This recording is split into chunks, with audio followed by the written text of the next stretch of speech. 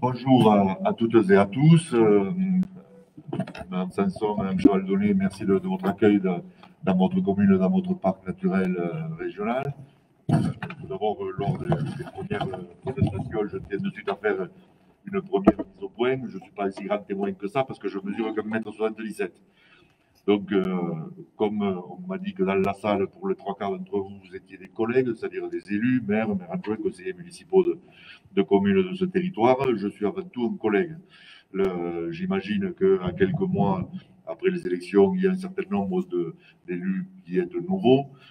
Moi, je fais. C'est un peu tôt, mais parce qu'ils n'ont pas pris le café. Si déjà je commence à leur dire qu'ils vont boivent le café, ils ne vont pas s'en sortir. Ils vont m'en vouloir avant que ça commence. Donc, ce n'est pas un bon plan.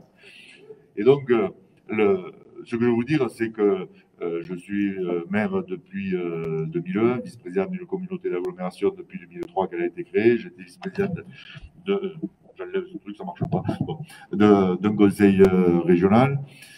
Mais malgré tout, on est au même niveau. Et je dis ça, je parle de votre légitimité à être là, pour reconnaître la part d'illégitimité que j'ai à être là, un peu quand même, parce que un élu qui se trouve là pour dire ce qu'il a fait, c'est à ce point si bien, à ce point un modèle, à ce point exemplaire, ça manque d'humilité et de modestie. Alors je voulais le dire en commençant, je vais essayer de vous dire ce que j'ai fait, comment je l'ai fait. Des fois, il y a des choses que, après, je peux dire, je l'ai fait exprès, alors que ça s'est fait un peu par hasard. Donc, beaucoup d'humilité, de modestie à tout ce que je vais vous dire à la matinée. Après, on fait comme on peut, chacun avec notre territoire. Alors, ce qui se passe, c'est que sur l'histoire de la transition et de voir ce vers quoi on veut aller, c'est que pour aller quelque part, on y va rarement tout seul. On a une population, certes, elle a voté pour nous, donc on peut se dire qu'elle est plutôt d'accord, mais si on lui expliquait peut-être plus dans le détail ce qu'on voulait faire, il serait moins nombreux à voter pour nous. Ça, c'est des paradoxes de la vie politique, et on se rend compte d'ailleurs que, même au niveau national, que des fois, quand on se met à moins parler, on devient plus populaire. Il va donner à penser aussi de ce qu'on dit quand on prend la parole publique. Bon. À partir de là, dans la dernière plage qui a été présentée par le prédécesseur, le premier item, c'est aborder la complexité. Et c'est vraiment là que ça se passe. Parce que quand on veut faire de la transition, on a un mot qui est un ennemi, l'ennemi de toute politique de développement durable, de toute politique de planification, c'est le mot commode. Retenez-le, celui-là, parce que chaque fois que vous allez croiser quelqu'un qui va vous dire « Ah, mais pour faire ça, ce truc, c'est plus commode », ce type, cette femme est en train de vous foutre dans une ornière. Et c'est pour ça que je vais commencer par un exemple simple. Je vais vous expliquer à quel point c'est compliqué de prendre le café. Alors là, maintenant, on peut vous voyez, ça ne marche plus. Voilà. Alors, je vais vous expliquer pourquoi c'est si compliqué de boire le café. Hop, on y va, peut-être. Allez, vous allez voir que après, si vous buvez le café comme je vous l'explique, vous allez changer la vie complète. Alors,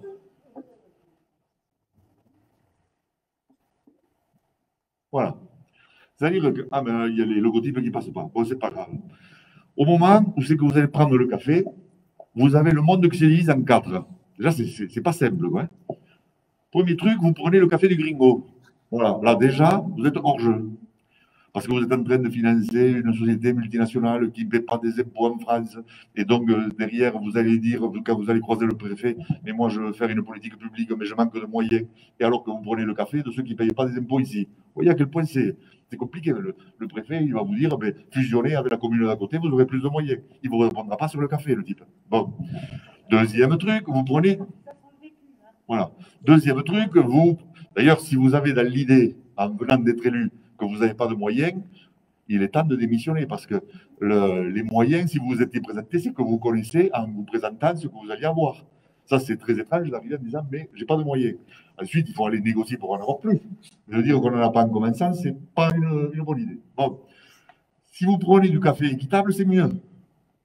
S'il est bio, c'est encore mieux. Donc, ça veut dire que déjà, au moment où c'est que vous allez le choisir, il faut que vous arriviez à prendre la quatrième option. Là, vous avez déjà passé une première étape. Pardon de vous commander, Leïla. Le truc d'après. Alors ensuite, vous avez la manière dont il est emballé. Si vous prenez des dosettes, ce n'est pas la peine d'être le vice-président du syndicat des ordures ménagères. Parce que il y a quelque chose que vous n'avez pas compris. C'est-à-dire, vous achetez du café qui va générer du déchet, et après, vous allez faire le mariole à une tribune en expliquant ce qu'il faut faire pour que les autres n'en fassent pas. Donc, déjà, les dosettes, vous avez perdu. Bon. Si vous allez au bistrot, moi, j'ai rien contre. C'est un truc, c'est sympa, ça fait partie de l'économie locale, donc on n'est pas si mal. Le café en poudre, d'accord, à condition que vous le fassiez dans un café filtre, prémoulu ou pas, parce qu'il n'y a pas de différence entre les deux. Il y a des experts qui sont penchés là-dessus, parce qu'il y a des experts qui se penchent sur ce genre de problème. Vous prenez du café moulu ou pas moulu, d'un point de vue environnemental, c'est pareil. Bon, donc là, au moins, on a un truc qui est simplifié. Ensuite, on n'a pas eu la matière à faire un exercice ce matin, mais il y a plein de trucs pour boire le café. Vous pouvez le boire dans un verre en plastique. D'ailleurs, ce qui est un abus de langage, parce qu'un verre en plastique, ça, là aussi, il y a un problème. Mais pareil, il ne faut pas être vice-président du syndicat des ordures ménagères. Toujours, si vous buvez le café dans un verre en plastique. Si vous le prenez dans un gobelin carton, alors un gobelin carton, ça se fermente quand on le jette au bon endroit, mais c'est moyen. Donc, une tasse en porcelaine, si vous la faites avec de la porcelaine de Limoges, vous avez le top. Là, vous êtes dans la graduation, vous avez abordé la complexité jusqu'au fond. Après, ça se complique parce que là, il faut avoir des compétences médicales sur la question du sucre. Bon, alors le sucre, c'est compliqué. Les vrais amateurs de café, ils ne mettent pas de sucre. Bon, moi, je fais partie de ça. Je vois bien que le sucre, ça perturbe le goût du café. Mais, il ne faut pas être intolérant dans la vie. Il faut accepter qu'il y a des gens qui aiment le café sucré. Bon. Donc, mettre le sucre, ce n'est pas un problème. En mettre 2, c'est commencer à altérer notre système de santé. C'est creuser le trou de la sécurité sociale. Le deuxième sucre devient suspect. Le troisième est criminel. Donc, quand on prend le sucre, il faut le faire avec pondération. Bon. Le sucre, vous voyez venir, c'est la même chose que pour le café. Il est bio, il est équitable, il ne l'est pas, il est industriel. C'est la même histoire que pour le café. Je passe parce que là, ça va faire long après. Bon. Ensuite, une fois que vous avez fait le café, le marc de café qui est dans le filtre, parce qu'on a compris que dans les planches précédentes, c'est comme ça qu'il fallait le faire. Il faut le jeter. Mais là aussi, le monde se divise en deux. Soit vous le jetez à la poubelle, ça veut dire que vous n'avez pas compris, soit vous le mettez, alors plutôt à côté des rosiers, parce que les rosiers, ils aiment ça. C'est un bon engrais pour le rosier. Donc, ne le jetez pas n'importe où, mettez-les à un endroit où c'est que ça va être recyclé. Dans un composteur, c'est un excellent engrais, pas de problème. On passe à la suivante. Ensuite, mais ça c'est surtout vrai pour vous, messieurs. Une fois que vous avez bu le café, dans une tasse en porcelaine, de Limoges ou pas, il faut nettoyer la tasse. Parce qu'il y a un truc qui est mal réparti, surtout dans les bureaux, qu'ils soient de mairie ou pas d'ailleurs, c'est que quand les tasses commencent à s'accumuler, c'est toujours les femmes qui nettoient. Et ça, par rapport au développement durable, dans la répartition et une égalité des hommes et des femmes, si chacun nettoyait sa tasse, on n'aurait pas à calculer le genre des gens qui nettoient.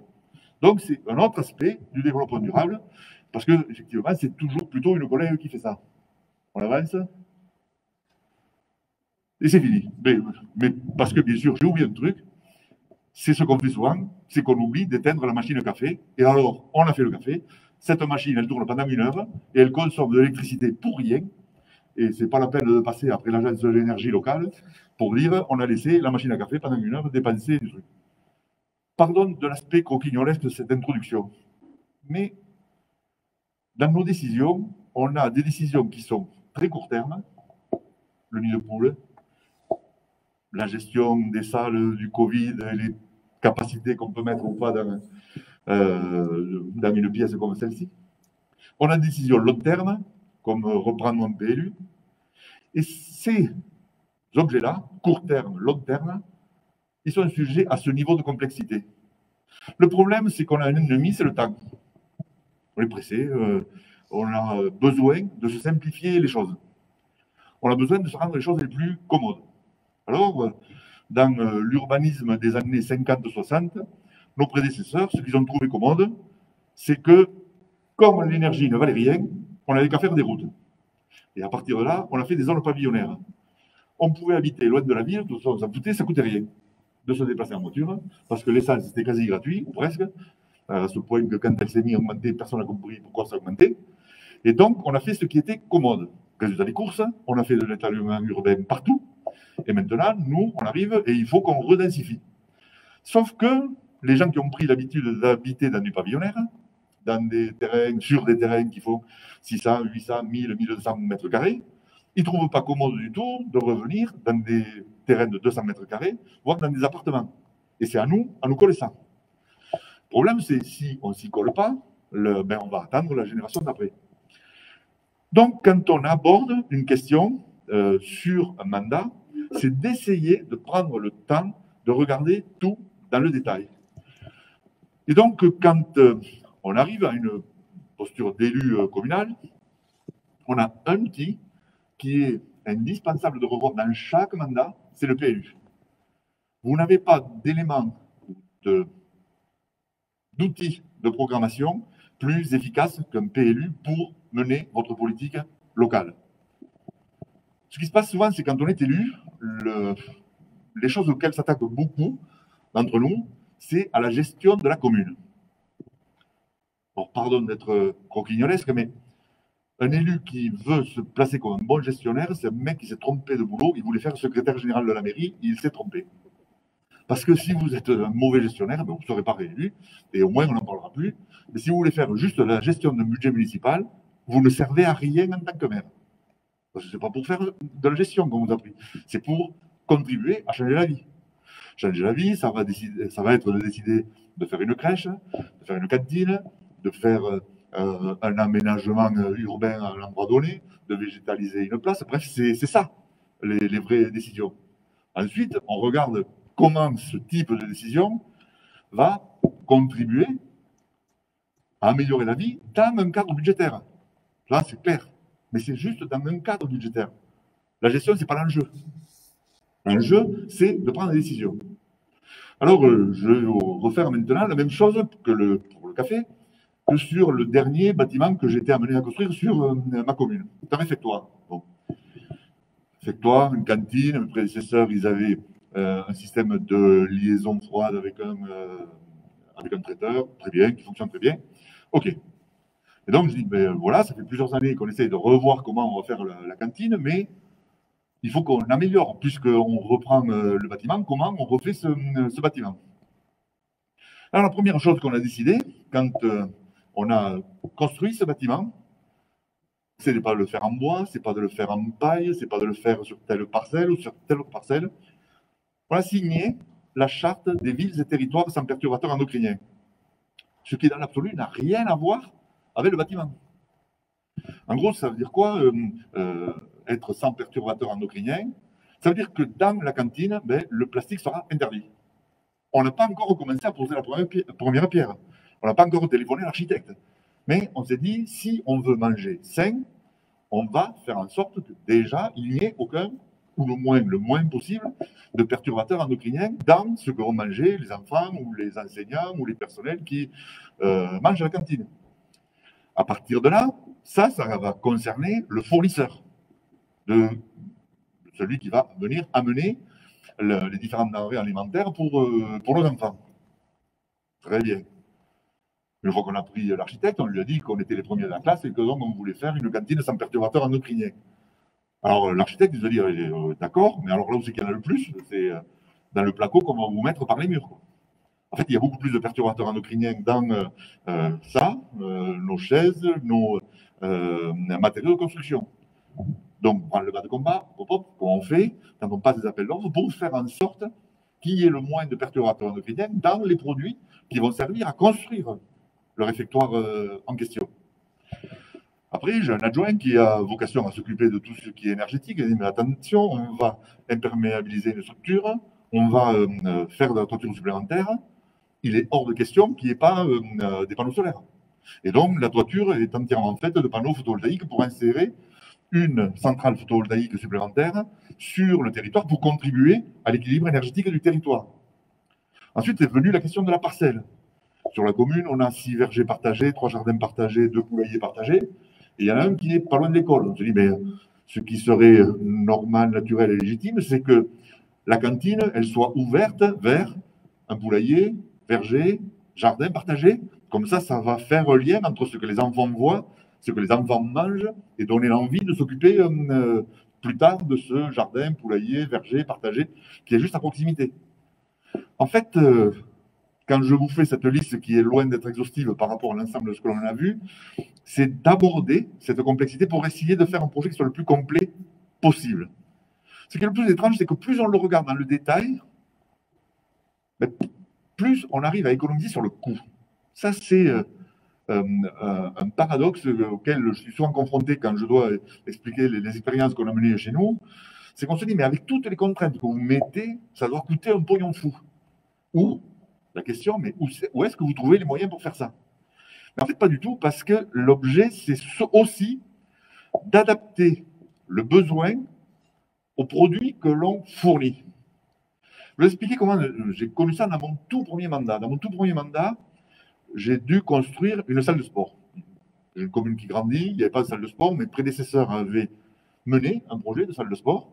Et quand on est arrivé, en mars 2001, les appels d'offres avaient été passés, il ne restait plus qu'à signer les marchés. Bon, une équipe totalement nouvelle, d'accord, on découvre ça, et avec un projet qui était assigné aux alentours de, alors je vous traduis en euros parce qu'à l'époque, pour dire à quel point je suis ancien, c'était pas un euro, mais bon, bref, en euros d'aujourd'hui, c'était un projet qui était à 1,8 million d'euros. On a fait le tour rapidement des clubs qu'on avait vus pendant la campagne, quand même, parce que c'était une campagne qui avait été bien agitée, tout et tout. Mais la plupart des clubs ne voulaient pas utiliser cette salle. Ils n'étaient pas d'accord avec le sol, ils n'étaient pas d'accord avec la configuration. On est allé voir la direction de l'école qui est quasi mitoyenne de la salle. Elle n'avait pas été concertée sur la manière de le faire. On s'est dit, on va balancer 1,8 million d'euros. Le budget de ma commune, c'est 1,2 million d'euros, le budget de fonctionnement. On va balancer 1,8 million d'euros d'investissement dans un truc où on a un club qui est sûr de vouloir y aller. Et un club qui avait 40 adhérents. Je dis, on va tomber la courroie, on va essayer de reprendre ça. Bon. Là, inutile de vous dire que 2 mois après les élections, les gens, ils avaient déjà plus envie d'avoir voté pour nous. Bon. Ok, on y va, et on reprend avec tous les acteurs. En fait, en sautant toutes les étapes, mais 3 ans après, une fois que la salle a été livrée, la différence entre la salle d'avant et la salle d'après, c'était 300 000 euros de moins, mais avec un terrain de tennis en terre battue couvert en plus du programme initial. En fait, je vais vous donner 2-3 exemples de ce qui s'est passé en rentrant dans le détail de tout ce que l'on a imaginé pour faire en sorte que ce soit plus efficace. Quand on est arrivé, la salle principale, ce qu'on appelle une 44-22, en gros une 44-22, pour ceux qui ne sont pas des techniciens, c'est un terrain de handball. Très bien. Terrain de handball, sur le côté gauche, il y avait les vestiaires, sur le côté droit, il y avait les tribunes. Okay. Quand on s'est trouvé face à l'architecte, on lui a dit, mais pourquoi les tribunes ne sont pas au-dessus des vestiaires? Il a dit, c'est à cause des normes handicapés, il faut qu'il y ait un accès. Bon. Un truc qui est très important, quand on est élu, il ne faut jamais croire les techniciens. Jamais. Je dis, je suis désolé pour tous les techniciens, parce que je sais qu'il y en a dans la salle, mais il faut se méfier des techniciens, et plus encore parmi les techniciens, les experts. En fait, en l'occurrence, l'expert en question était architecte, mais lui, il avait trouvé à faire une salle beaucoup plus commode, parce que c'était tout plat. Donc, on était plusieurs à avoir un esprit un peu curieux. Regardez comment on prend le café. Toutes les questions qu'on se pose, c'est forcément qu'on a un esprit curieux. Donc, on est allé voir des associations de handicapés. Et eux nous ont dit, ah, mais ça, c'est con comme truc. Et parce que, quand même, quand les tribunes sont en haut, pour les gens valides, c'est plus commode. Et puis, la règle, c'est de faire en sorte que nous, quand on vient avec des amis valides, on ne soit pas séparés. Donc, ce que vous avez à faire, c'est à faire un décroché sous les vestiaires, de telle sorte qu'on puisse s'asseoir, nous, enfin, venir, nous, à côté d'amis qui sont assis normalement. Regardez bien, ce sont que des mots. Ça, c'est des mots. Ramener au projet, c'est 400 000 euros d'écart. C'est 400 000 euros d'écart. Pourquoi? Parce que la salle, 44-22, je vous dis les dimensions, ça veut dire qu'elle fait 44 mètres de long. Les tribunes faisaient à peu près 7-8 mètres de large. Ça veut dire qu'on construisait 300 mètres carrés au sol de plus. La construction, le prix au mètre carré d'une salle, c'est, suivant la qualité de ce qu'on y fait, si c'est du vide, si c'est des espaces aménagés, c'est 1200 à 1500 euros du mètre carré. On venait d'économiser d'un coup 300 mètres carrés. Mais ça n'a pas été le seul truc, parce que du coup, comme la salle était plus étroite, moins volumineuse, le système de chauffage qu'il y a à l'intérieur, lui, il a coûté moitié moins cher, parce que le volume à chauffer avait diminué d'une proportion qui est considérable. Je pense que les gens de la ville savent calculer ça en fonction des mètres cubes en question. On a fait la même chose sur l'ensemble de tous les chantiers, sur le terrassement, sur la manière d'entrer. Et donc, on a réussi, avec 300 000 € de moins, à générer un terrain de tennis en terre battue couvert supplémentaire par rapport au projet initial. Par contre, ce qu'il y a, c'est que ça a engendré énormément de complexité. La complexité principale, c'est qu'on a mis 1 an et demi à réécrire le programme. C'est-à-dire, regardez ce que je vous résume là en 2-3 minutes, on a mis 1 an et demi pour regarder comment prendre le café dans cette salle de sport. Et ça change énormément, énormément la nature des budgets de nos communes, mais surtout, ça change énormément le service qu'on rend à nos habitants. On a la même chose, le même type de réflexion sur les routes. Sur les routes, on a affaire, face à nous, à des techniciens qui veulent des routes qui soient commodes. Les routes qui soient commodes, c'est les routes les plus dangereuses du pays. Comment on vous préconise une route? On vous préconise d'élargir, la plupart du temps, une route. Qu'est-ce qui se passe quand on rend une route plus large? C'est que les gens accélèrent. Donc, la suite logique de vous avez une route, vous la reprenez, vous passez par les experts, nos techniciens, vous disent voilà, votre route, il faut la passer à 5,80 m. Ok. Là, normalement, et alors qu'elle était un peu en dessous de 5 mètres, avec des coins par les fossés, par-ci, par-là, qui vont pas bien, très bien. Donc, tout d'un coup, vous avez une vitesse moyenne qui passe de 70 km/h à 90. Donc, les riverains vont vous dire, alors maintenant, il faut des ralentisseurs. C'est-à-dire, c'est l'investissement de dans 2 ans. C'est-à-dire, vous avez fait une route trop chère et vous avez un autre investissement à venir qui consiste à les faire ralentir. Mais de toute façon, comme avec les ralentisseurs, au bout de 50 mètres, ils ont déjà réaccéléré. On vous dit, après, il faut des radars pour leur expliquer. Bref, vous pouvez continuer, vous pouvez faire des mandats complets à rajouter tous les 2 ans un dispositif supplémentaire qui ne changera strictement rien. On fait que vous allez plus vite sur ces routes-là. Et puis, dans le même temps, comme vous avez pris plus large, vous n'avez pas d'emplacement pour faire quelconque cheminement, piéton ou cyclable à côté. En fait, à partir du moment où vous décidez de reprendre les routes et que vous le reprenez complètement dans un plan local d'urbanisme qui intègre ça dès le départ, c'est de prévoir des routes plus étroites. Et plus vous les ferez étroites, moins elles coûteront cher, plus vous aurez de l'argent pour faire un montre-trottoir ou une piste cyclable ou une piste multifonction à côté. Tout l'enjeu, c'est de le décider dès le départ. Je vais vous dire, parmi les anecdotes qui me sont arrivées sur ma commune, j'ai une ligne de bus qui va vers le centre d'Albi. Ma commune est dans le premier cercle de l'agglomération d'Albi. Et donc, on est desservi par les bus. Bon. Et donc, comme régulièrement, je me prends la tête avec tous les techniciens qui font les routes pour que les routes soient le plus étroites possible, à un moment donné, sur une route où c'est que peut passer le bus, on a réussi à faire entendre qu'il fallait la faire de 4,80 m. Et donc, le technicien, il dit, mais oui, mais regardez bien, les bus, ils passent dans les 2 sens, donc ils ne peuvent pas se croiser. Sauf que c'est le même bus. C'est un aller-retour. Donc, c'est normal qu'ils ne puissent pas se croiser, mais il ne peut pas se croiser ontologiquement parce qu'il est seul. Donc, comment on fait pour renvoyer notre bus qui va croiser celui-là alors qu'il est là? Bref. Donc, c'est des choses compliquées. Dans les anecdotes de la complexité, alors maintenant, on a le droit de le faire, mais dans le début des années 2000, je voulais faire en sorte de récupérer l'eau pour envoyer l'eau dans les toilettes. Ça, c'était mal vu. Et donc, un permis de construire pour un centre de loisirs, je l'ai fait comme ça, avec récupération d'eau, et l'eau dans la cuve, on l'a renvoyée vers les toilettes. J'ai pas eu le permis de construire, je me suis fait allumer comme c'est pas permis. Et donc, je me suis dit, mais comme je suis un peu mal comprenant, vous voyez, je n'arrive pas bien à comprendre, donc il me faut des réunions pour qu'on m'explique et tout. Et donc, je dis, mais non, non, vous vous rendez compte, l'eau que vous ramenez dans les toilettes, imaginez, alors c'était pour un centre de loisirs, imaginez si les enfants mettent les mains là-dedans et qu'ils les mettent à la bouche. Je ne sais pas comment vous élevez les enfants, vous, mais moi, chez moi, c'est assez rare que les gens fassent ça. Eh oui, l'eau dans la cuvette des toilettes. J'ai dit, bon, là, quand même, chez nous, on n'élève pas les enfants comme ça. J'ai convaincu personne. Je vois bien. Ils étaient persuadés que chez nous, les gens buvaient l'eau dans les toilettes. J'ai dit, non, mais allez, on continue. Et il y en a un, quand même, qui m'a dit, c'est le truc qui était le plus drôle. Il dit, oui, non, mais attendez, ici, dans le Tarn, c'est pas des choses qu'il faut faire parce qu'après, ils vont le faire dans les maisons.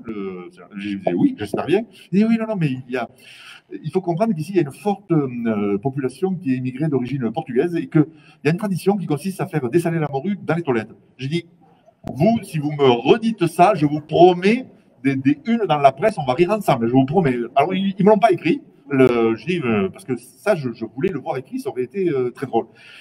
En fait, ce qui se passe, on n'a pas réussi quand même parce qu'on n'a pas eu les permis en question, on ne nous a pas autorisés et on ne nous a pas dit pourquoi, on ne le fait pas. Donc, c'est compliqué parce que quand il pleut, je pense qu'ici c'est pareil, quand chez nous il pleut, on a des toitures et donc on renvoie tout de l'eau quelque part. Je suis, comment dire, ma commune est à 20 km d'un site dont vous avez tous entendu parler, c'est Sivens. Chez nous, la question de l'eau, c'est un vrai sujet. Et donc, de ne pas récupérer l'eau, de ne pas la réutiliser, c'est juste imbécile. Et donc, dans tous les bâtiments publics que l'on a mis en place, on a essayé de voir quels étaient les dispositifs que l'on pouvait mettre en place pour récupérer l'eau. On n'a pas eu le droit pour les toilettes, on s'en est servi pour les espaces verts, mais pour faire en sorte d'intégrer toute cette complexité lorsqu'on la met en place au tout départ. Alors, ces éléments programmatiques qui sont dans les PLU, qui peuvent être dans les ZAC, les zones d'aménagement concerté, c'est des temps d'études préalables qu'il vous faut prendre, vous, le temps d'avoir avec vos collègues élus, avec votre population, pour faire en sorte d'intégrer les besoins. On a essayé, je ne sais pas si on a réussi plus que les autres, mais face à la complexité du monde, les gens ont besoin tout le temps de se simplifier. Et donc, quand on a fait notre premier PLU, on a été, je le disais à ma collègue de Courpierre, on a été la première commune en France à diminuer les surfaces constructibles dans notre PLU. Tous les collègues ont dit, ben ça y est, le maire du séquestre, c'est son premier mandat, il ne le sait pas, c'est déjà son dernier, il a fait un truc qui est rédhibitoire, il va dégager. En fait, la manière dont on a fait ça, c'est dans des réunions publiques où on a pratiquement réuni entre toutes les réunions à peu près 10% de notre population qui a participé à un autre élément programmatique qui existait dans les débuts des années 2000, maintenant ça existe pratiquement plus, c'est des agendas 21. Et on avait fait parmi les tout premiers agendas 21 en France. Et donc, on avait des gens qui nous disaient, des propriétaires terriens, ils disaient, oui, mais moi, mon terrain, il est constructible depuis des années. Tu comprends, vous comprenez, c'est la question de l'héritage. Moi, mon frère, il a eu la maison, je veux avoir le terrain et qu'il soit constructible, enfin, de la vie de tous les jours.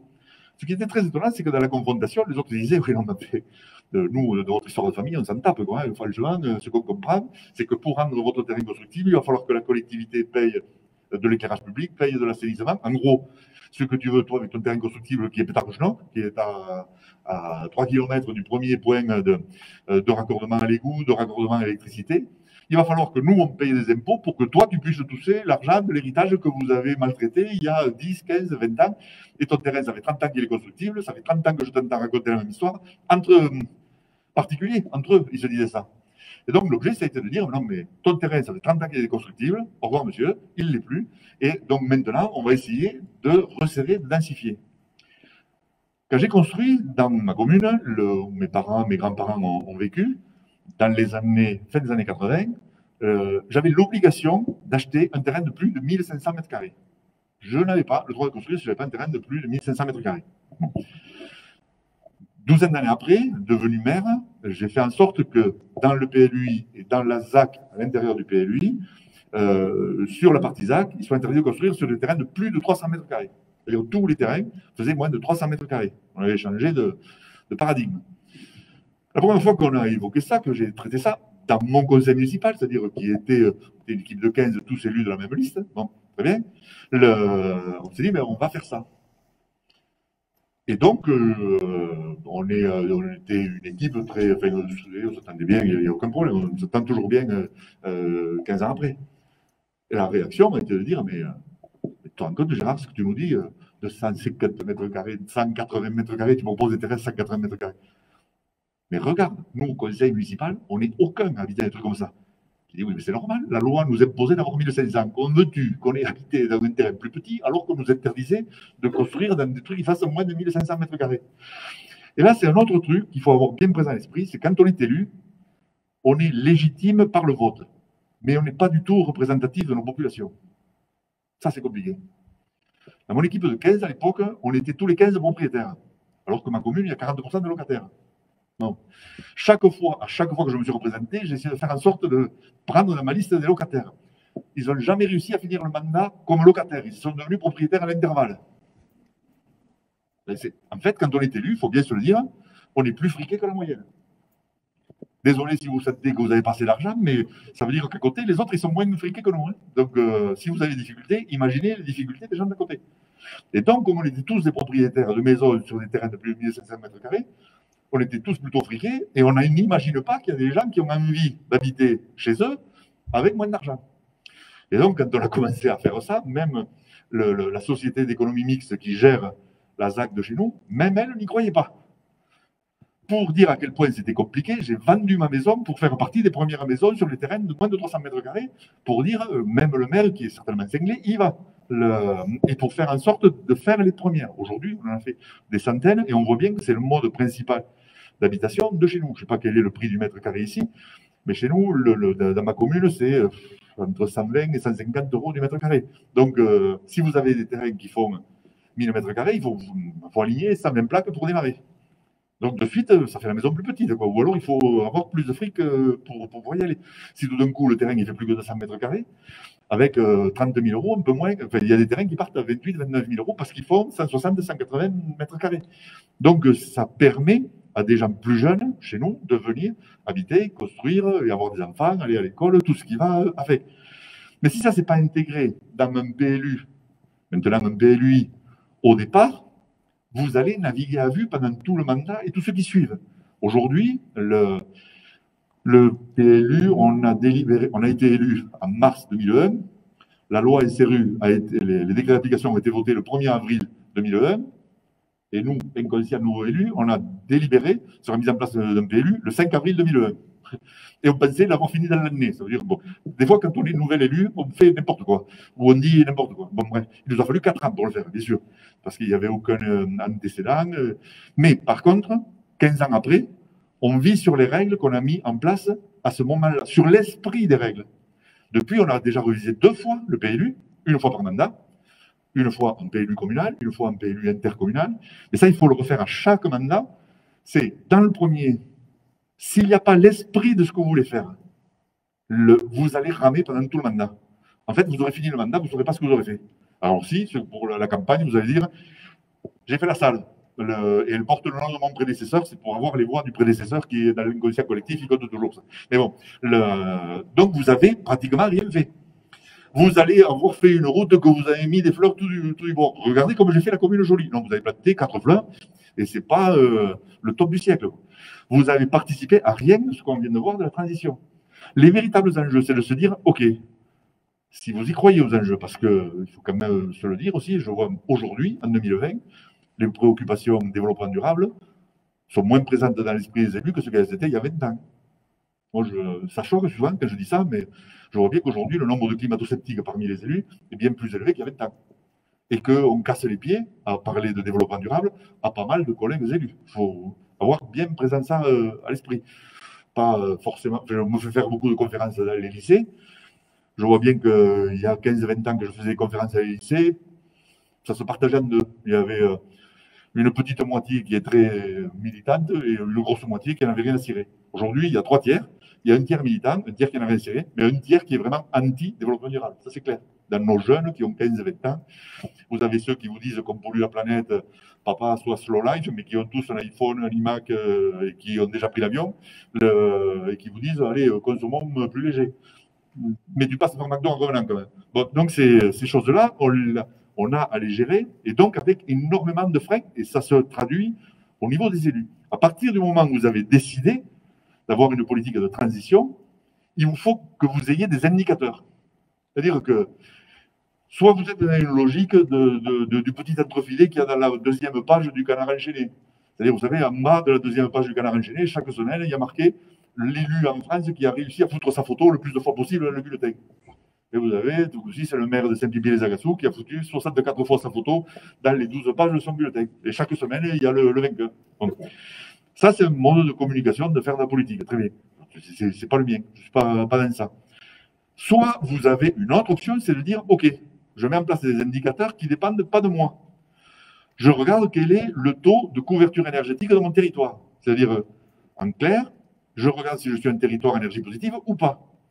Ça, vous pouvez toujours déclarer dans la presse que vous êtes complètement énergie positive. Sauf que les gens peuvent le vérifier.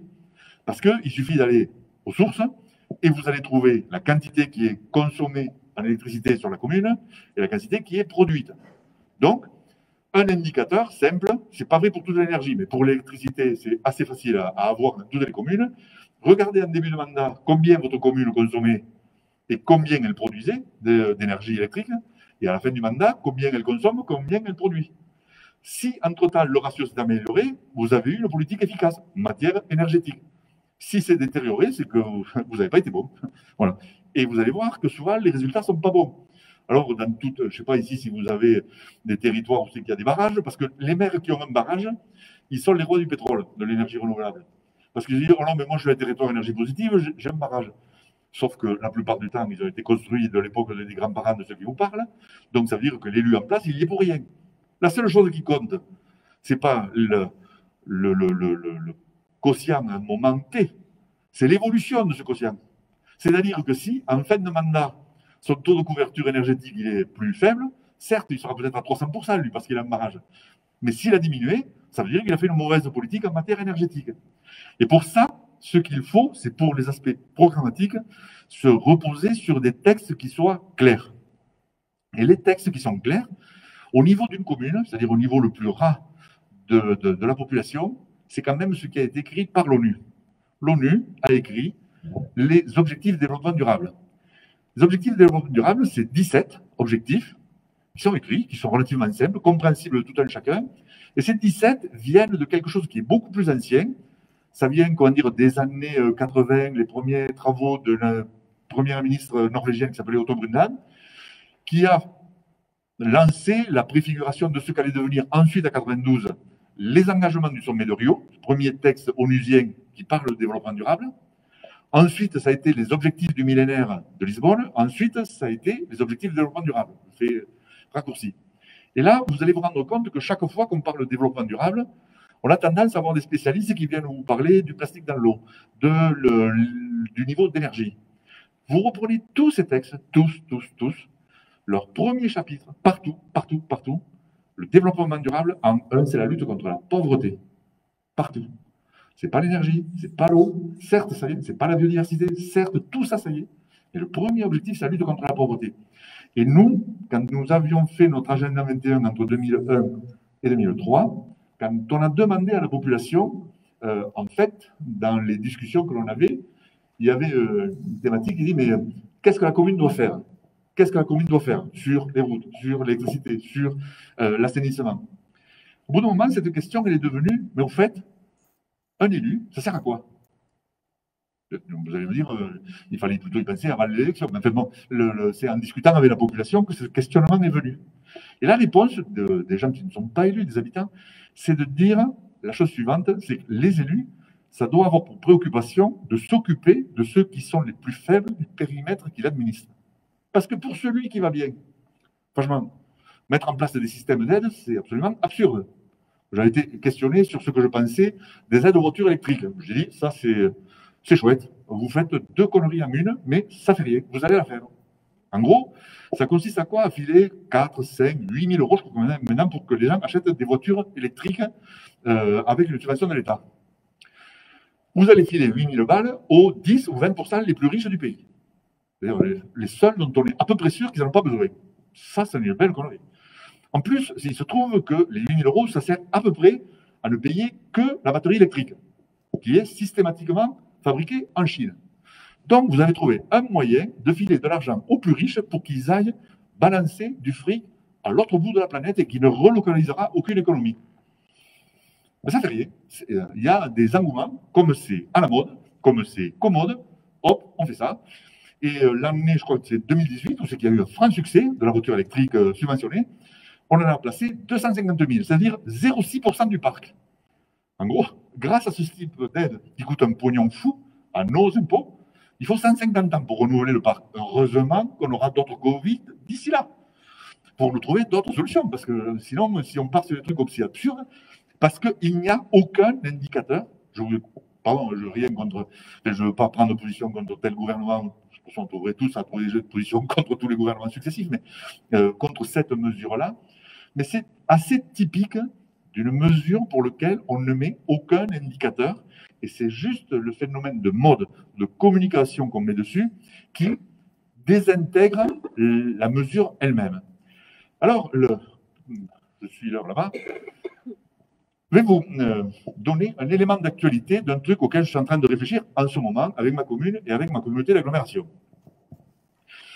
Je ne savais pas, quand j'ai préparé la journée, je ne savais pas qu'il allait avoir une telle mode sur les Amish. Alors, je vais proposer mon moment Amish. Je vous préviens. Et donc, je vais vous expliquer comment relocaliser de l'économie avec un truc que l'on ne voit absolument jamais. Vous avez dans toutes les communes un objectif, une obligation, c'est peut-être F5 qu'il faut faire dans ces cas-là. Peut-être. Je ne sais pas comment c'est fichu ici, mais enfin, chez nous, près des chemins, il y a des fossés. Alors, j'imagine que ça, enfin, en venant en voiture, j'ai bien vu qu'il y avait des fossés aussi, pas loin de vos chemins. Bon. Donc, j'imagine que vous avez des riverains qui vous demandent de faucher ou de faucarder, c'est le verbe exact, de faucarder les bords de chemin et les fossés. Bon. Et moi, ce que je voulais vous dire, si on peut avancer d'un cran, c'est que ça, voilà, ça c'est magnifique. Et puis surtout, moi j'ai souvent remarqué dans les discours des élus, c'est des entreprises locales qui font ça. Eh bien non. Il n'y a rien qui est aussi délocalisé que d'acheter du faucardage. Et je vais vous expliquer pourquoi. Ça, c'est commode. D'accord? Il y a une machine, un type qui passe pour les manivelles, et après, il y a un après. Donc, passer les pareuses, c'est rendre la visibilité sur les routes. C'est-à-dire, parmi ce que vous disent les riverains, tu laisses pousser l'herbe, dépêche-toi de me faucher ça parce que j'y vois rien. Bon, d'accord? Ça, on peut comprendre. 2, c'est éviter que les espaces envahissantes aillent sur l'espace public vers l'espace privé. D'accord? Donc, il y a des mauvaises herbes, ça pousse dans mon champ, très bien. En fait, quand vous faites ça, de passer les pareuses, il y a un truc que vous contribuez à faire énormément, c'est que vous êtes un générateur du 7e continent plastique. Parce que, je ne sais pas chez vous, mais moi, du moins chez moi, j'ai des gens qui sont mal élevés et ils jettent des bouteilles en plastique dans le fossé. Alors, peut-être que vous avez réussi à les domestiquer, moi, pas encore. Au bout de 20 ans, je suis parié. Normalement, le chauffeur de l'épareuse consciencieux, qu'est-ce qu'il devrait faire? Il passe avec l'épareuse, il voit une bouteille de plastique. Hop, hop, hop, je m'arrête, j'éteins le tracteur pour pas qu'il consomme pour rien. Je vais chercher la bouteille, je la mets à côté, je regarde. Contrexéville, c'est loin, donc je la mets un truc. Hein. Volvic, c'est pas loin. En allant à Volvic, j'irai la reposer à monsieur Volvic pour qu'il la recycle et qu'il la réutilise. Moi, chez moi, les gars qui conduisent les tracteurs, j'arrive pas à leur expliquer qu'il faudrait faire ça. Bon, très bien. Ça veut dire qu'est-ce qu'ils font? Ils accélèrent, ils passent, ils broient. Ça veut dire que cette bouteille ne sera plus jamais récupérée, elle sera dans l'océan.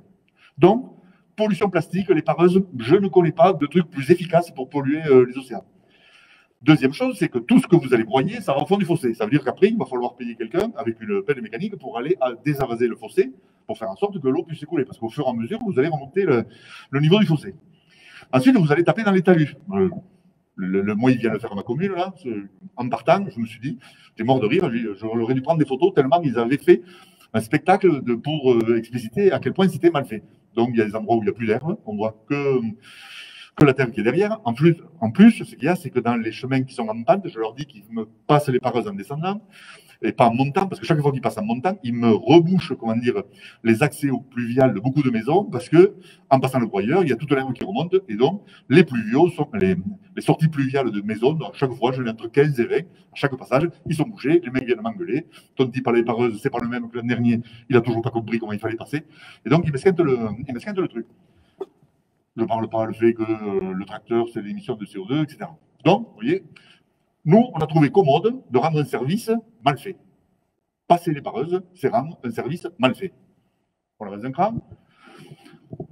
Voilà. Alors, le biais par lequel je prends ça, et pour lequel je suis en train de commencer à convaincre mon agglomération qui fait cette opération, c'est de dire, en plus, c'est un outil de délocalisation. Quand vous passez les pareuses, à peu près, ça coûte 55 € de l'heure. Je ne sais pas s'il peut y avoir des variations d'une région à l'autre, mais en gros, en moyenne, en France, c'est 55 € de l'heure. Quand on regarde comment c'est fait, le chauffeur et les charges qui vont avec, c'est un peu moins de 15 € de l'heure. Ensuite, il y a des charges de structure, en gros, 4 à 5 € de l'heure, mais tout le reste, c'est soit de l'amortissement, soit du carburant. Alors, ce qui est intéressant, c'est de regarder où c'est fichu. Si on avance d'un cran, il manque une planche, normalement. En clair, pardon, il me manque une planche. Ah non, c'est là, pardon, j'avais pas vu. Le tracteur, c'est bien fichu, il n'y a plus de tracteur français. Ok, les derniers constructeurs français ont disparu. Il y a des usines, comment dire, qui construisent encore des tracteurs pour des licences étrangères en France, mais il n'y a plus aucun tracteur français. Aujourd'hui, si vous achetez un tracteur, pour ne pas donner de marque, s'il est rouge, il y a de fortes chances qu'il vienne du Canada. S'il est bleu, ils viennent soit de Hollande, soit d'Allemagne. Et les autres couleurs, c'est plutôt les pays de l'Est. Donc, ça veut dire que l'amortissement qui est lié au tracteur, qui représente à peu près la moitié de l'heure de faux-cartage, c'est délocalisé à 100%. Les pareuses, il y a un leader européen qui s'appelle Palfinger, qui est en Autriche. Il fait 80% du marché. Donc, ça veut dire que 80% du temps, quand il y a une marque Palfinger derrière, ça veut dire que vous avez délocalisé en Autriche votre truc. Donc, à chaque fois que vous faites 55 € de l'heure, il n'y a pas un tiers qui est laissé localement. Tout le reste part à l'étranger. Pour être mal fait, en plus. Vous vous rappelez le truc. Alors maintenant, on avance d'un cran. En fait, j'ai fait une simulation sur c'est la taille de mon aglo. La somme des prestations de faux cardage, ça représente 300 000 €. OK. Donc, ça veut dire, en heures perdues, si je divise par 55, c'est environ 5 500 heures ou 3,6 temps plein. C'est-à-dire que pour faire tout ça, ça demande 3,6 temps plein parce qu'il faut passer plusieurs fois, 3 fois par an, etc., etc. En fait, si ça, on le faisait à la main, en clair, avec un cahier des charges qu'on est en train de rédiger, alors on est en train d'y travailler, si ça vous intéresse, on le fera passer. Le cahier des charges est le suivant. Quand vous arrivez sur un espace, il faut que la personne qui arrive, elle commence par nettoyer les déchets. Deuxième élément du cahier des charges, c'est qu'il faut qu'elle privilégie la tonte par des animaux, soit des ânes, soit des moutons, soit des chèvres. Et troisième élément, c'est qu'ils finissent à la main de faucarder ce qui ne peut pas être fait par les animaux. En fait, on s'est rendu compte qu'en simulant ça, ça représentait 13 équivalents temps plein. Et pour quasiment le même prix. Je ne sais pas si j'ai fait le. Alors, j'ai demandé à un collègue, alors, je suis ingénieur de l'école d'ingénieur française, j'ai demandé à un de mes collègues qui est spécialiste en énergie de me faire les différentes simulations. Si on avance d'un cran. Non, bon, pardon. Il n'y a pas de simulation. Bon, je pense que je n'ai pas envoyé le bon fichier. Pardon, je suis désolé.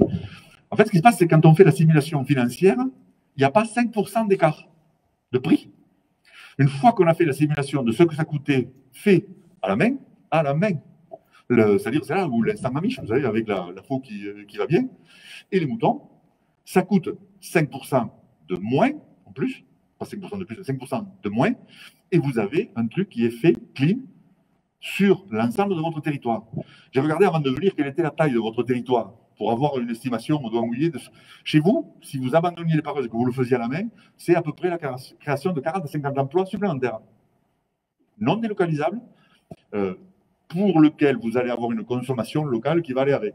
Alors je vais vous dire maintenant, dans ce qui n'est pas commode, pour le coup, là on peut passer à la planche qui suit, c'est quels sont les freins.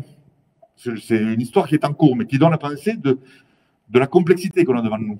Premier des freins, je vais le mettre au milieu parce que depuis que maintenant on a un président qui a dit qu'il ne fallait pas revenir à Amish, moi je n'ai jamais été Amish, mais bon, voilà.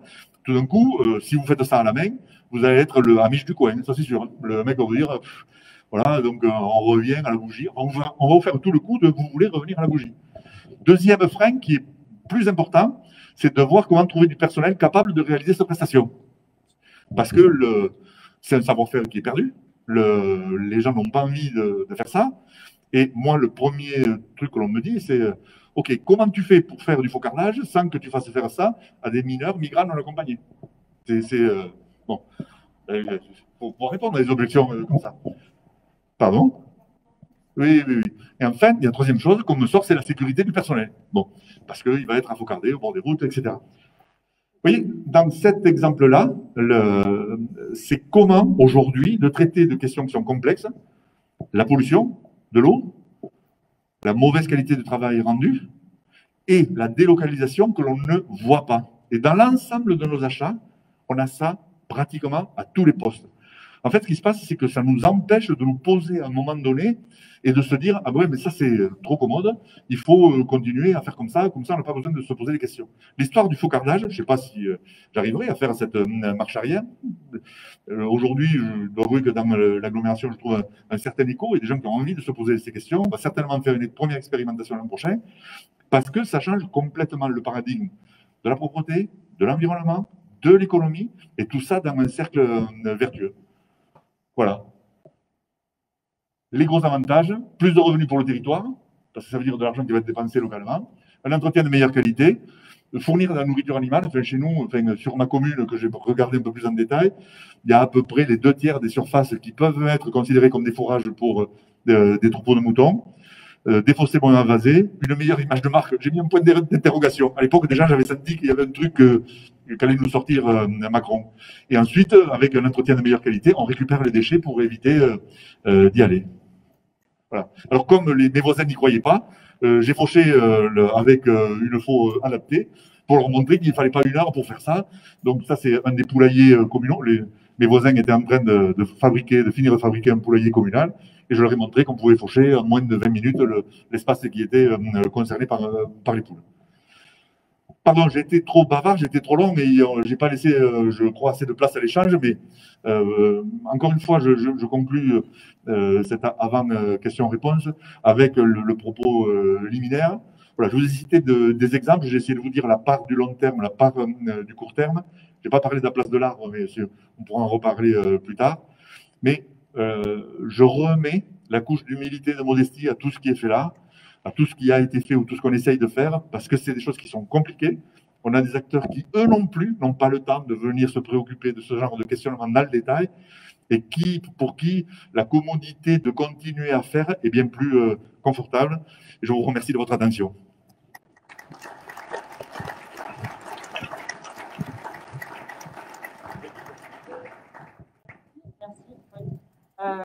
Non, alors je pense qu'il y a peut-être déjà des questions dans la salle,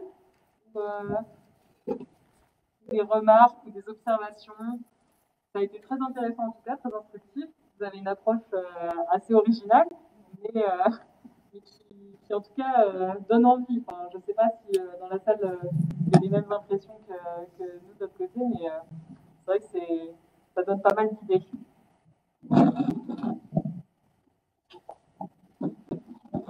Pour poser une question, sinon je vais avoir l'impression de vous avoir assommé.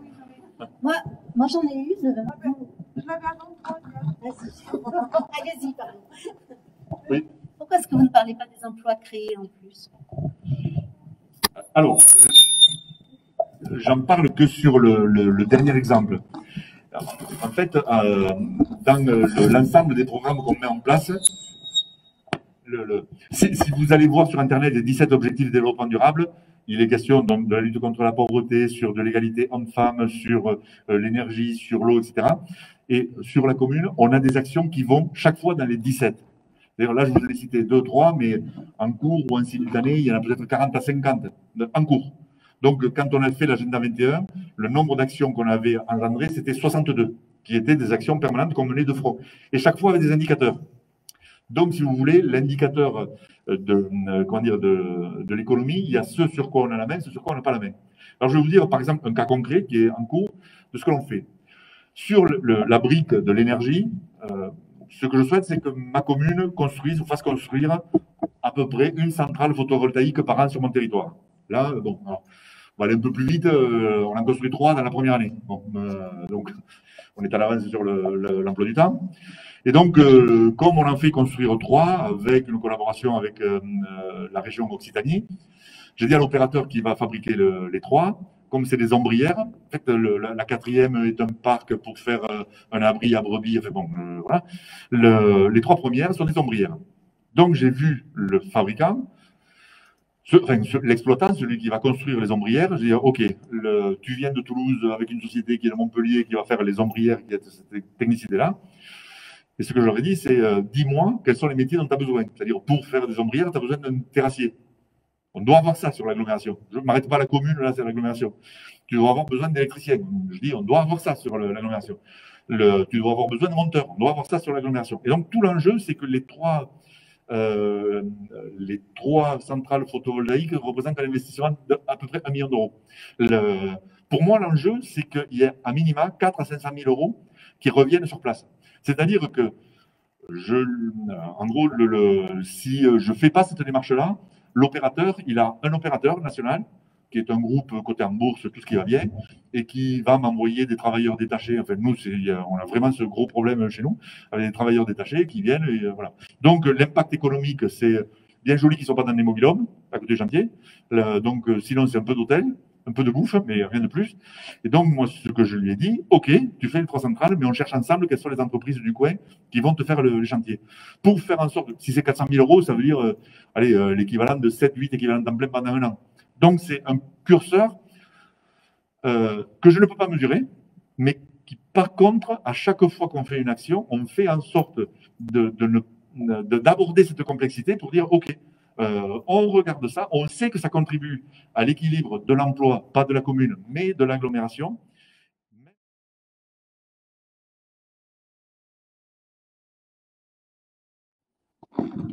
Bon, mais là,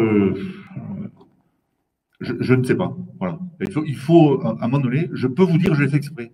Je n'y suis pas pour rien. J'avais envie, j'avais le goût. Mais en fait, ce qui se passe, c'est que, vous savez, dans l'histoire, c'est toujours les vainqueurs qui écrivent. Et ici, il n'y a que moi qui parle. Il y a des gens qui sont certainement pas d'accord avec ce que je fais. Donc, je ne sais pas répondre à votre question. Il faut faire preuve d'humilité. Ça marche. Il y a plein de choses qui ont marché, d'accord. Mais au bout d'un moment, que ce soit moi qui dise pourquoi ça a marché, c'est bizarre. Voilà. Donc, en toute humilité, je ne sais pas répondre à votre question. Voilà.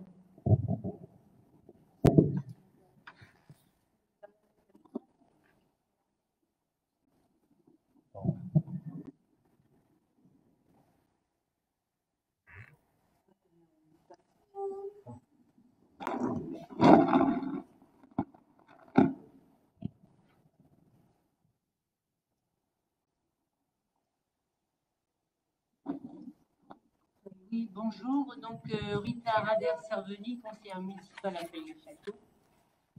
Je voulais vous parler vous nous avez parlé très longuement de la méthode que vous employez, cette méthode qui nous oblige à interroger toujours plus ce qu'on veut mettre en place. Est-ce que cette méthode a été rapidement intégrée par votre conseil municipal? Ou est-ce que vous avez eu, à un moment donné, à faire de la formation comme vous venez de faire là aujourd'hui? Alors, pendant que vous posiez la question, je me disais, j'ai vraiment pas été sympa avec vous, monsieur qui avez posé la question précédente, et votre question, c'est un peu la même, quoi. Si vous voulez, au tout départ, je vais vous raconter comment on a mis en place l'agenda 21. En fait, on s'est dit, comme on était une équipe entièrement nouvelle, on s'est dit, bon, qu'est-ce qu'il faut qu'on ait comme projet après avoir été élu? Ça aussi, quand même, c'est gonflé, quoi. On aurait pu se poser la question avant, quoi. Bon. Une fois qu'on a été élu, on s'est dit, mais qu'est-ce qu'on fait? Il faudrait qu'on ait un projet à dimension sociale, un projet à dimension environnementale, parce que c'est quand même l'air du temps, en ce moment, etc. Et un projet à vocation économique. Bon. Et on va faire participer les associations. Bon. Et un jour, il y a quelqu'un qui est venu de la région Midi-Pyrénées, de l'Agence régionale pour l'environnement de Midi-Pyrénées, en me disant, mais vous êtes en train de faire un agenda 21. Ah, je l'ai reçu juste avec mon premier adjoint. Si vous le dites, on vous croit, hein, mais on ne savait même pas que ça existait. Donc, si vous voulez, pendant toute une décennie, on m'a trimballé sur plein de tribunes pour parler de l'agenda 21. Quand je l'ai mis en place, je ne savais pas que ça existait. Voilà. Donc, si vous voulez, on s'est tous formés. Voilà quoi. Moi, ce que je dis à mon équipe, les maires vont me détester dans la salle dans 2 minutes. En fait, depuis que je suis élu, tous les samedis, je fais un compte rendu de tout ce que je fais dans la semaine à tous mes conseillers. Donc, c'est un compte rendu écrit. Ça fait 20 ans que je fais ça. De telle sorte qu'ils ne sachent pas, enfin, ils soient au courant de tous les rendez-vous que j'ai, tout le compte rendu de mes rendez-vous et tous les rendez-vous de la semaine à venir. Donc, je ne l'ai pas fait dans le but. Pardon, le masque m'épuise un peu, pardon. Je ne l'ai pas fait dans le but d'être exemplaire, démonstratif. Ça s'est fait comme ça. Je ne sais pas pourquoi je l'ai fait, mais c'était tellement facilitant pour notre travail en commun qu'on l'a fait. 20 ans après, c'est devenu une manie. Ma femme, mes enfants me disent « Ah, c'est samedi matin. » Bon, d'accord. Voilà, ça fait 20 ans que c'est samedi matin et que je fais ces comptes rendus. Mais on s'est formés tous ensemble, quoi. Il n'y a pas une séance de formation. On est, je sais pas, on avait peut-être une génération de gens curieux qui sont allés voir un peu partout comment ça se faisait. On était, le truc que je me dis pour répondre à tous les deux, à vos questions, la seule chose que je demande tout le temps à toutes mes équipes, quand on a un projet, il faut que ce soit gai. C'est bizarre de dire ça, hein, comme voilà, il faut que ce soit gai et qu'on ait envie de faire ce truc ensemble. Et si c'est chiant, on passe à notre projet, quoi. Il faut que ce soit gai. Voilà. Pardon, je sens que mes deux réponses à vos deux questions, elles sont faibles, mais je vous promets que c'est la vérité, ça n'est que ça, quoi.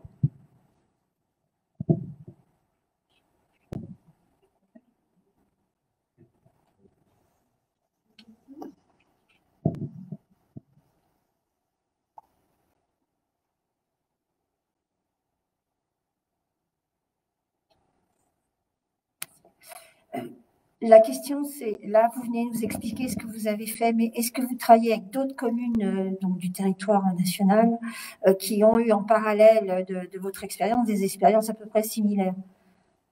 Alors, juste pour le groupe, vous n'êtes pas présenté. Alors, comme, Oh, pardon, excusez-moi, je vous prie de m'excuser. Sylvie Angéli, conseillère municipale de Courpierre. Alors, si vous voulez, dans ma vie publique, j'ai été vice-président de la région et je suis devenu président de l'Agence régionale pour l'environnement qui était venu me voir pour me dire que je faisais les agendas 21. Et donc, dans le cadre de la région, j'ai créé une société de capital risque qui était spécialisée dans le financement d'installations d'énergie renouvelable.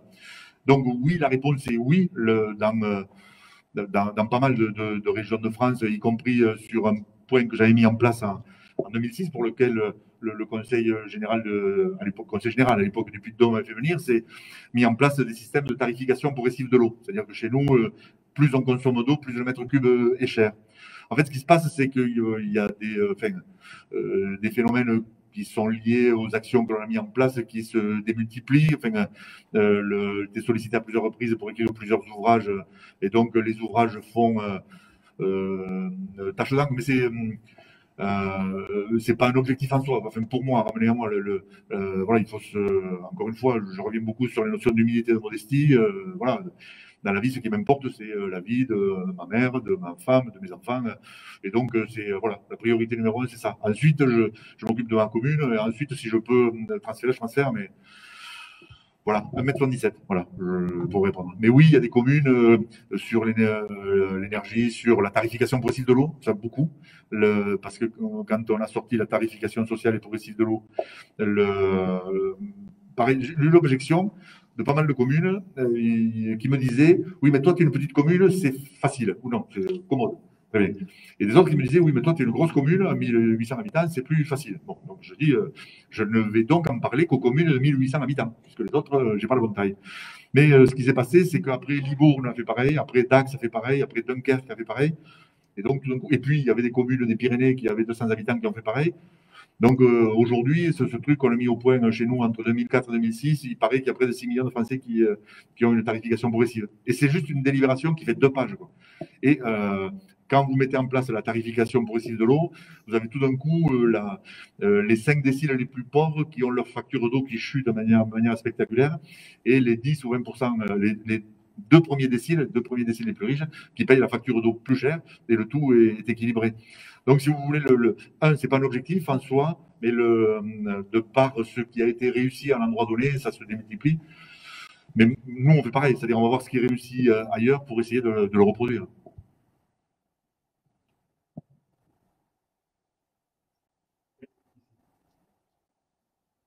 Et là.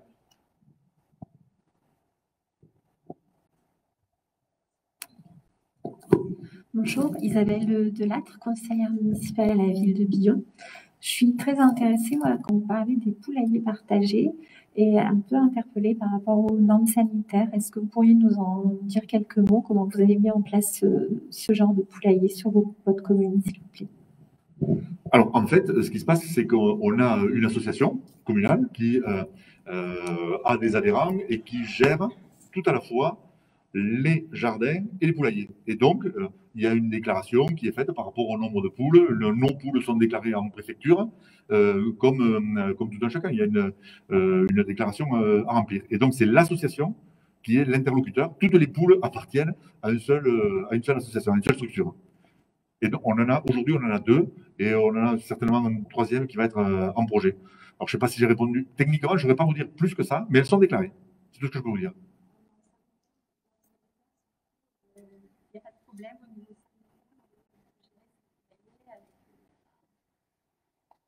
Connaissance, non. La seule chose que je leur ai demandé, c'est de faire en sorte qu'elles aient des parcours où quand vous voulez faire des œufs en bio, il faut que la poule, dans son parcours, ait 4 mètres carrés. Donc, moi, ce que je leur demandais, c'est qu'elles aient minima 6 mètres carrés. Elles ont beaucoup, beaucoup plus, quoi. Au-delà de ça, je ne vois pas, je n'ai pas présent à l'esprit d'autres conditions qu'on leur ait données. L'association veut des œufs bio, donc c'est elle qui organise l'alimentation de ces poules pour faire en sorte qu'il y ait une alimentation bio. Ce qui nous a posé problème parce qu'à l'école, on voulait profiter de ça pour qu'avec un des poulaillers, on récupère tous les déchets de l'école pour les mettre. Sauf que on n'est pas à 100% bio encore. C'est quasi impossible. Il y a pratiquement personne qui est à 100% bio. Il y a une commune, vous parlez de prendre des exemples, il y a une commune qui est exemplaire là-dessus, c'est Mouansartou, qui est à côté de Grasse. Alors, c'est des gens avec qui on échange régulièrement. Il y a une proportion considérable du conseil municipal qui est arrivé cet été chez moi sans prévenir. On dit, on est chez toi, on vient à la maison. J'ai dit, bon, d'accord, vous êtes combien? En pleine période de Covid, enfin bon, bref. Donc, eux, ils ont un 100% bio local.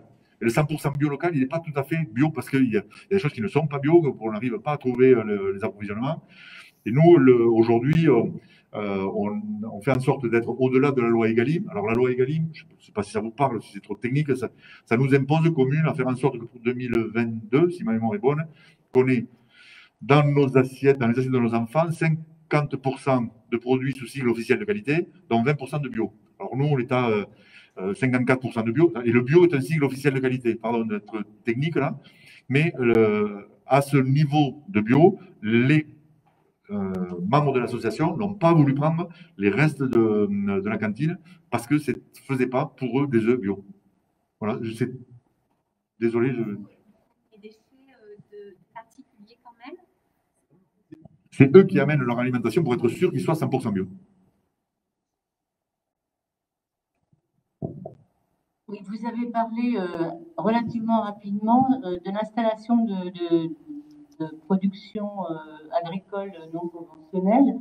Est-ce que vous pouvez développer la manière dont vous y êtes pris pour récupérer donc, les terres agricoles dont vous aviez besoin? Comment vous allez faire pour recruter donc, les salariés, parce que si j'ai bien compris, ce sont des salariés qui vont travailler sur les terres agricoles.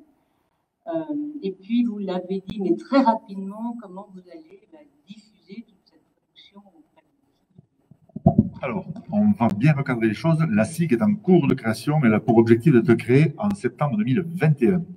Aujourd'hui, on est propriétaire de 40 hectares. Comment on est devenu propriétaire? D'abord, il y en avait qui faisaient partie du patrimoine communal. Il y en a d'autres qu'on a acheté, de telle sorte d'avoir un parterre suffisant. En communiquant aussi là-dessus, on a des particuliers qui sont propriétaires de terres, qui nous les ont mises gratuitement à disposition pour le projet. Donc, sous forme de convention entre nous et la mairie, pour mettre les terres à disposition du projet. Ensuite, ceci est dans le cadre de la création d'une SIC. La manière dont on a créé la SIC, c'est avec un certain nombre de partenaires qui sont dans l'ordre où ils sont apparus dans le projet. En un, c'est l'Association française d'agroforesterie. Parce qu'on est dans un projet agroforestier sur l'ensemble de la commune où on va planter dans le mandat à peu près 2 arbres par habitant dans ce mandat et on va financer l'agroforesterie chez les agriculteurs pour qu'ils plantent des arbres sur leur terre. Ensuite, pour ce qui est de la formation, on a un lycée agricole qui est en partie sur la commune, en partie sur la commune d'Albi, qui est associé et qui a mis en place une section de BTS sur cette année scolaire qui va faire l'analyse pédologique de chaque parcelle pour voir quelles sont les meilleures productions à faire à chaque parcelle des 40 hectares concernés. Ensuite, on a fait venir des arbres et paysages du Tarn, qui eux vont être le fournisseur. Et avec ce premier cercle, ce qu'on a fait une analyse du facteur d'échec de tous les maraîchers ou de tous les agriculteurs qui s'implantent. Et là, On en a vu 4 facteurs d'échec. Premier facteur d'échec, c'est la formation. Les gens que l'on installe ou qui s'installent ne sont pas assez formés. Ils ont plein de tutos sur la manière dont on fait la permaculture, plein de tutos sur la manière de devenir maraîcher, mais premier déséquilibre, c'est la formation. Deuxième déséquilibre, c'est le foncier. Et donc, c'est pour ça qu'on est devenu propriétaire, pour les mettre à disposition gratuitement de la SIC, pour que les gens qui sont installés n'aient zéro à payer sur le foncier. Troisième élément, c'est la fertilité. Vous voyez, c'est 4 F pour mémoriser le truc. Troisième élément, c'est la fertilité, d'où l'agroforesterie, et de faire en sorte que tout ce qui va être planté, par exemple, il y a des poules pondeuses, on va les intégrer dans une partie des 40 hectares qui sont des bois, pour faire en sorte qu'elles soient toutes en bio dans un parcours agroforestier. Donc, pour traiter de la fertilité du sol, et 4, le financement, c'est-à-dire parmi les choses qui font que les projets ne marchent pas, c'est que quelqu'un qui s'installe n'a souvent pas d'argent pour pouvoir financer les investissements qui vont avec. Les poules, c'est miraculeux, vous les installez, une semaine après, elles commencent à vous faire des œufs, vous entrez de l'argent, ça a l'air très simple. Donc, quand vous en faites 10, c'est possible. Quand vous en faites 100, c'est plus compliqué. Si vous en faites 5000, c'est juste de gros investissements. Donc, l'idée, c'est de dire, mais si la collectivité peut suivre quand on en fait 100, quand on en fait 500, pourquoi pas un jour si on en fait 5000, ça veut dire qu'on a enlevé le frein de l'investissement à ces gens-là. Et donc, et le cinquième point, qui ne commence pas par un F et qui pose problème, c'est que la plupart des agriculteurs qui s'installent ont un goût pour travailler dans la nature, mais ont un très faible goût pour vendre. Or, si on produit, ce qu'il faut savoir faire, c'est savoir vendre pour faire en sorte que l'élément soit économiquement viable. Et donc, on a fait un tour de table qui comprend des gens qui sont du secteur de la distribution. Dans la distribution, on a un Intermarché qui est sur ma commune, le groupe Biocoop et un Biocoop qui est également sur le territoire, pour faire en sorte qu'on soit garanti des exutoires et qu'on puisse tout écouler. On a un boucher halal qui est partant parce qu'on aura du mouton, on a un boucher traditionnel qui est également partant, et on a un magasin de producteurs paysans qui est aussi sur la commune qui est partant. Ça veut dire qu'on a 5 débouchés. Ensuite, on a des organismes de formation, je vous ai cité le lycée de Font-Labour, mais on a un autre qui est un organisme de formation spécialisé dans le maraîchage. Ensuite, on a des acteurs associatifs tels que Arbres et Paysages et l'association d'agroforesterie. On est déjà 2 collectivités. La ville d'Albi, qui est la ville mitoyenne de la mienne, avait lancé dans le mandat précédent un projet d'autonomie alimentaire qui n'a pas donné les résultats escomptés. Donc, ils souhaitent faire partie de notre projet. Donc, il y aura dans la SIC un collège de collectivités qui, le jour 1, sera fait de la ville d'Albi et de la commune. Mais on a déjà d'autres communes dans l'agglo qui veulent rentrer. Alors, j'accélère parce que le projet de SIC en lui-même, je l'ai présenté aux acteurs la semaine dernière, ça nous a pris 2 heures de présentation. Donc, je ne vais pas recommencer le truc. Mais dans le projet de SIC agricole, il y a des espaces, on a 2 hectares dans l'écoquartier, sur lesquels on va aller construire des maisons sans réseau, c'est-à-dire il n'y aura pas de route, pas d'électricité, pas d'assainissement, et ça va être des jardins habités, des micro-fermes, qui vont être, les gens vont habiter dans des tiny houses, vous savez, c'est les maisons à roulettes, et qui auront vocation, ces tiny houses, à accueillir des gens qui seront dans le projet agricole, des gens qui vont vouloir habiter comme ça, et une partie étudiante pour le lycée agricole qui est juste à proximité. C'est-à-dire que les gens, ils vont passer leur BPREA, le brevet professionnel responsable d'exploitation agricole, et ils auront le terrain d'expérimentation qui sera l'endroit de leur résidence universitaire en tiny house, juste devant chez eux.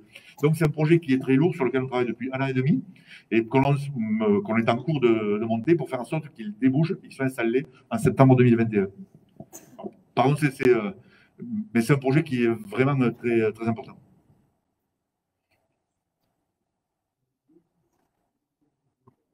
Oui. Allez, prenez le micro parce que je ne l'entends pas.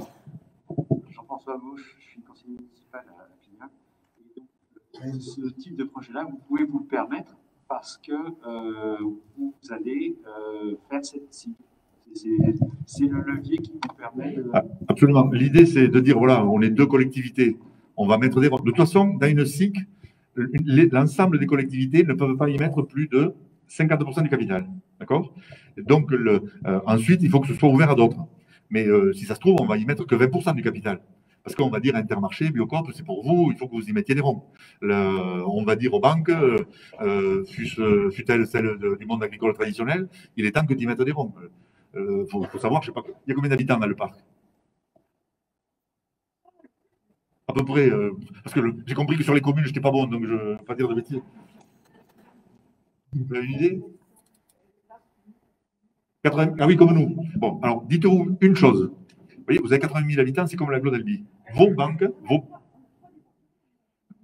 c'est pas grave, vous allez voir, le truc est indépendant des départements. Vous avez 80 000 habitants, c'est-à-dire que vos banques, elles viennent d'engranger en cash 120 millions d'euros. C'est 1 500 euros par habitant qu'on a mis sur nos livrets A tous. Donc, ça veut dire que vos banques, elles ont 120 millions de cash de suite. Ça veut dire qu'elles ont une capacité à vous générer des emprunts pour 1,2 milliard. Et cet argent, il est disponible dans vos banques. Donc, quand on l'a rencontré, alors, à l'agglomération, je suis vice-président à l'économie sociale et solidaire au circuit court. Quand j'ai rencontré le directeur de la Banque de France, il me dit, dès que tu as fini tous tes projets, parce qu'on a plusieurs cycles en projet, tu reviens, je te réunis toutes les banques, parce que c'est pas normal qu'elles participent pas. Donc, l'idée, c'est de se servir de ça pour faire un effet levier. La SIC agricole, en gros, ce qu'on veut installer, c'est les poules pondeuses, on veut installer un troupeau de moutons, un apiculteur, quelques maraîchers, enfin, rapidement, elle doit faire une dizaine de personnes. Enfin, on imagine que si la fin du mandat, elle ne peut pas faire moins de 10 personnes si tout se concatène bien. Mais c'est peut-être un investissement de 200 000 euros. Mais nous, les collectivités, on aura peut-être mis 40 000 euros, c'est-à-dire 20 000 à la commune de Lille, 20 000 à la commune de Séquence. Si l'agglo rentre dedans, enfin, c'est. Voilà, les sommes à mettre en œuvre, finalement, pour la partie publique ne sont pas si élevées que ça. Ce qui est plus important, bon, c'est certes, c'est énormément de travail. C'est-à-dire que là, je vous en parle ça 1 an et demi après que ça ait commencé, quoi. C'est énormément de travail, de réunion, de conviction, de dire, mais c'est juste, les gens vous disent, c'est insensé ce que vous voulez faire au début. Et puis, à la fin, les gens se disent, mais putain, c'est ça qu'il faut faire, en fait. Voilà. Donc, c'est beaucoup de conviction.